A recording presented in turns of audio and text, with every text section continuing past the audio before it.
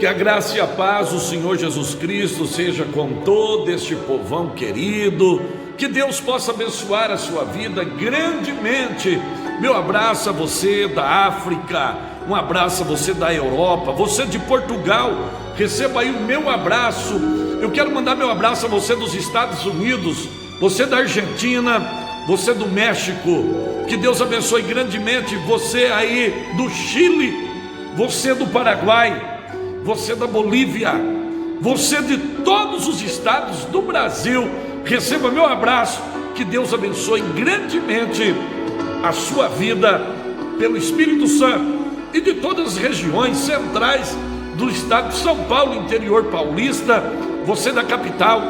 Deus abençoe você grandemente. Fica aí o meu abraço a todos vocês. Quero deixar uma palavra com toda esta gente querida nesta tarde, tá certo? Que Deus possa trabalhar na sua vida grandemente pelo Espírito Santo.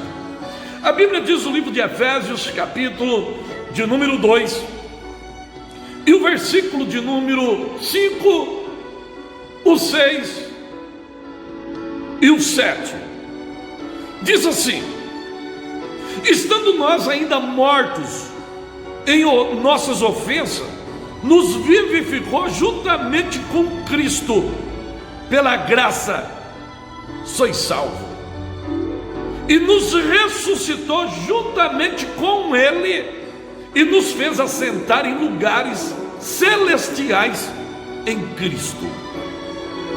Queridos e amados irmãos, que nesta oportunidade está aí assistindo e ouvindo aqui esta reflexão, a Bíblia relata, e é bem claro: pois todo homem já nasce condenado pelo pecado. O pecado, ele condena o homem. O pecado condenou desde o Éden. E quando nós olhamos para a palavra de Deus, nós já nascemos, e todos aqueles que nascem, já nascem condenados pelo pecado. E a Bíblia relata nesta passagem bíblica, no capítulo 2, que o Espírito Santo, ele nos vivificou. O que é vivificar? Nós estávamos mortos nos nossos delitos, pecados. A vida que você vivia, a Bíblia, ela relata que nós antes andávamos segundo os desejos da nossa carne, fazendo a vontade da carne e dos pensamentos, pois nós éramos por natureza filhos da ira, como os outros também.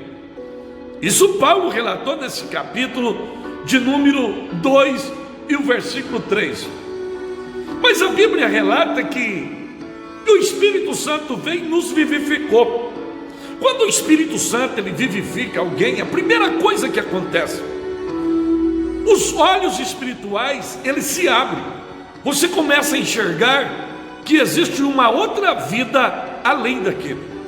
Quando Paulo, o apóstolo, ele relata que o diabo, Deus desse século, cegou o entendimento dos incrédulos para que não resplandeça a luz do Evangelho, é porque quando a luz do Evangelho não resplandece no entendimento de um ser humano, ele passa a viver uma vida cega, e ele acha que a vida, ela consiste somente nas coisas que tem aqui, e na realidade ele se engana.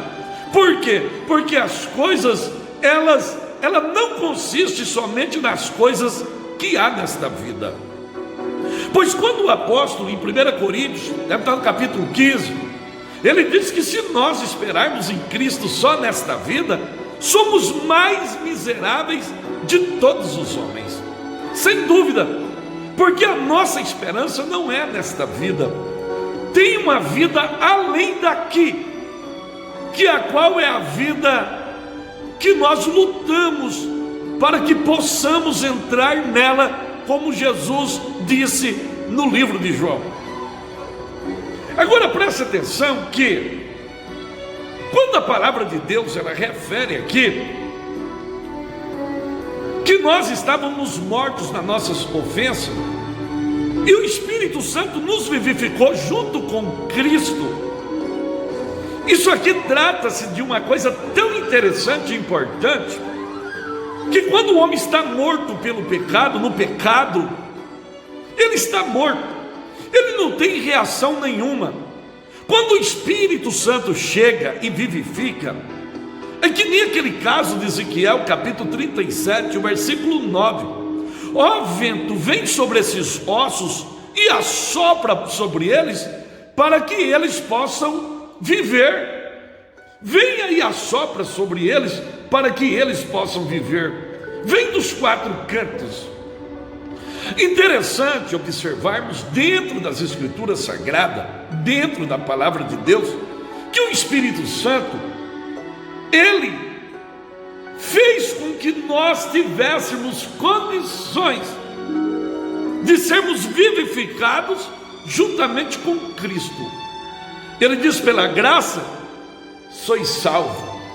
Nós somos salvos pela graça, porque a partir do momento que o Espírito Santo nos vivifica, como está em Tito, capítulo de número 2 e o verso 12, você vê que a graça de Deus, ela nos ensina que, renunciando às concupiscências da carne e às paixões mundanas, se você vê o versículo de número 5 e o versículo de número 3, o capítulo 2, Paulo está dizendo que nós andávamos segundo o curso deste mundo e segundo os desejos da nossa carne.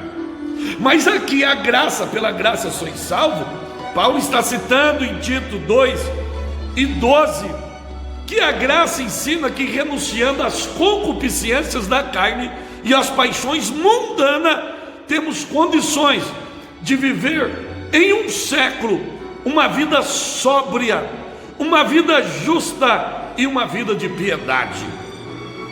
Observe bem, meus queridos e amados irmãos, mediante a palavra de Deus, aqui o apóstolo Paulo, ele relata, naquele tempo a igreja de Éfeso, a cidade de Éfeso, ela recebia o politeísmo grego.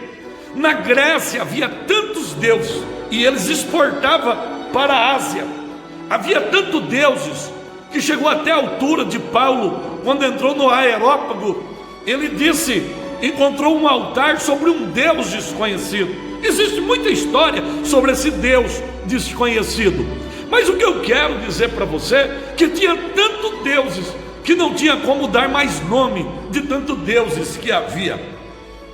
Então, que é interessante analisar dentro das Escrituras Sagradas, que a Bíblia diz que e nos ressuscitou juntamente com Ele, e nos fez assentar em regiões, em lugares celestiais em Cristo. Quem fez isso na minha vida? Foi o Espírito Santo.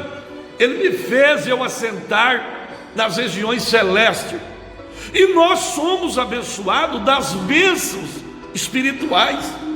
Quando trata-se de bênçãos espirituais, não existe nada que possa impedir as bênçãos de Deus sobre a minha vida, porque eu sou abençoado de toda sorte de bênçãos espirituais das regiões celestes.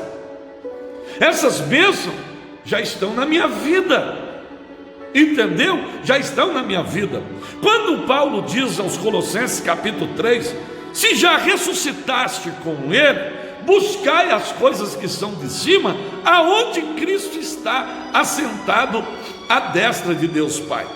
Por exemplo, o mundo, aquele que está morto nos seus pecados, nos seus delitos, que nunca teve um novo nascimento, pode ser que nasceu da água, mas nunca nasceu do Espírito, porque quem nasce do Espírito nasce para uma regeneração. Quem nasce do Espírito nasce para uma nova vida. Quem nasce da água, simplesmente água, ele vai continuar vivendo as mesmas práticas pecaminosas. É muito claro, Jesus deixou claro em João, capítulo de número 3. Agora, o que é interessante dentro desta passagem bíblica é o seguinte, que eu já sou abençoado de sorte de bênçãos espirituais. Por exemplo, o mundo O mundo pode receber uma cura de uma enfermidade, resolver um problema familiar, um problema conjugal, um problema financeiro, um problema de ordem jurídica, um problema de ordem sentimental e enfim, de várias formas, de ordem material, de ordens financeiras, tá certo? Mas as bênçãos espirituais o mundo não pode receber, porque eu já fui ressuscitado com Cristo, como está no livro de Romanos, capítulo 6. O batismo é a morte, significa morte, sepultamento e ressurreição. E eu ressuscitei com Cristo. Então o Espírito Santo me fez eu assentar nas regiões celestes. Então já tenho a minha vida espiritual, por exemplo, os dons espirituais, o poder de Deus, línguas estranhas, batismo com o Espírito Santo. Atos 5:32 só é dado para quem obedece a Deus.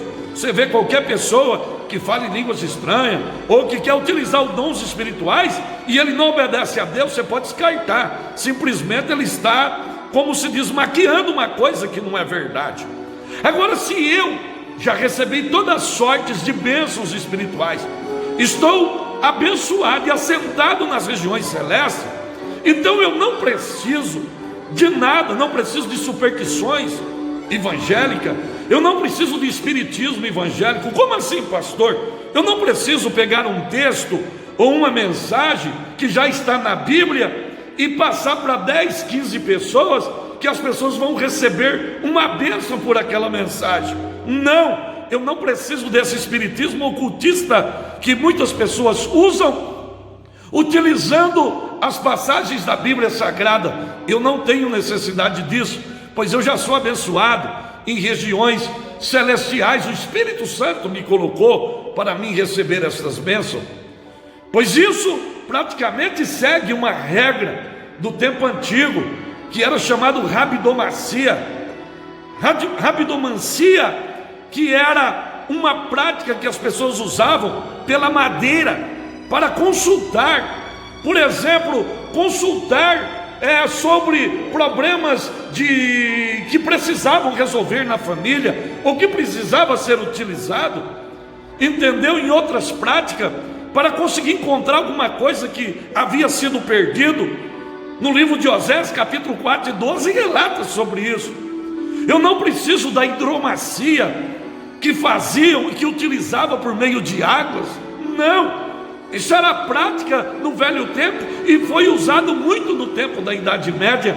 Eu também não preciso de necromancia, que era usado para orações de mortos, como está no livro dos Macabeus. Entendeu? Cristo já nos colocou numa região celeste, o Espírito Santo nos colocou, e nós somos abençoados de toda sorte de bênçãos espirituais. Há poucos dias eu li uma matéria que alguém falava, ou alguém citava: olha, isso aqui, se você é do diabo, apenas só leia e você não vai mandar para ninguém. Quer dizer, se você for de Deus, você manda para 15 ou 30 pessoas, 20 pessoas. Quer dizer, se eu mandar, eu sou de Deus, e se eu não mandar, eu sou do diabo. Não existe isso. Isso são práticas ocultistas, ocultismo que está dentro do cristianismo. Pois eu já sou abençoado de toda sorte de bênçãos espirituais. Quem me assentou nas regiões celestes não foi igreja.